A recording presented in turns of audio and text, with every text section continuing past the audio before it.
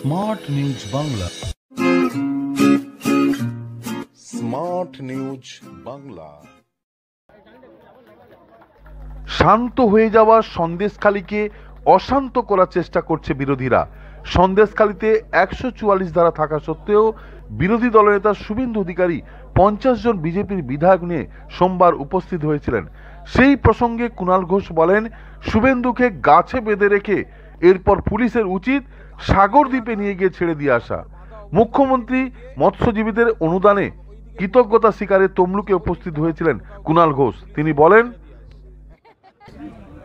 একটা গাছে বেঁধে রাখা আর তারপর বাঁধা অবস্থায় ওকে নিয়ে গিয়ে ওই দিকে কোথাও ওই সাগরদ্বীপ টাকারদ্বীপ কোথাও গিয়ে পুলিশ যেন ওকে ছেড়ে দিয়ে আসে। দুষ্ট জায়গা, বিরোধীদের নিয়ন্ত্রণে থাকা জায়গা।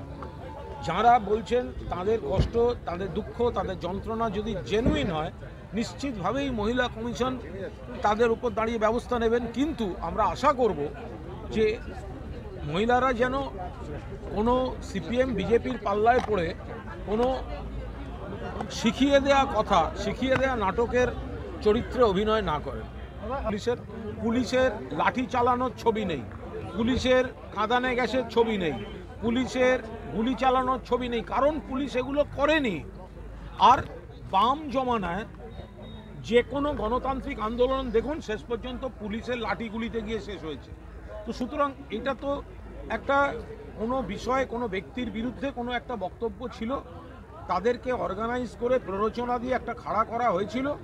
পুলিশ সংবেদনশীল মন নিয়ে এই বিক্ষোভটা সামলেছে, পরিস্থিতি এখন নিয়ন্ত্রণে।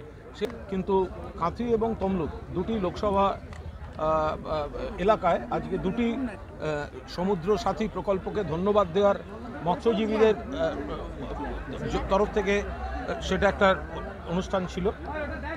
কাঁথিতে পেটুয়া পেটুয়াঘাট মৎস্য বন্দরে ছিল এবং তমলুকে এখানে হলো। খুবই সুন্দর এবং এই অভিনব জিনিসটা মৎস্যজীবী পরিবারেরা দারুণভাবে সাড়া দিচ্ছেন। ফলে একটা আর্থিক ঘাটতি তৈরি হয় সংসারে। তো সেখানে প্রতি মাসে পরিবার পিছু 5,000 টাকা, অর্থাৎ 2 মাসে 10,000 টাকা। ফলে মৎস্যজীবী পরিবারগুলি দারুণভাবে খুশি এবং তারা বলছেন যে এই দুটি লোকসভা কেন্দ্রে নিশ্চিতভাবেই তৃণমূল কংগ্রেস বিপুলভাবে জয়যুক্ত হবে। সন্দেশখালী কাজ ঘুরিয়ে গঙ্গাসাগরে পাঠিয়ে দেওয়া উচিত। আর হচ্ছে সন্দেশখালী নিয়ন্ত্রণে আছে। সন্দেশখালী একটা বিচ্ছিন্ন ঘটনা, এটা যে জায়গাটিতে হয়েছে তার চারপাশে তৃণমূল বিপুলভাবে যেতে ওই একটি জায়গা তৃণমূলের একটুখানি ডেফিসিট আছে। তো সেখানে এই সিপিএম বিজেপি মিলে মানুষজনকে উস্কেছে।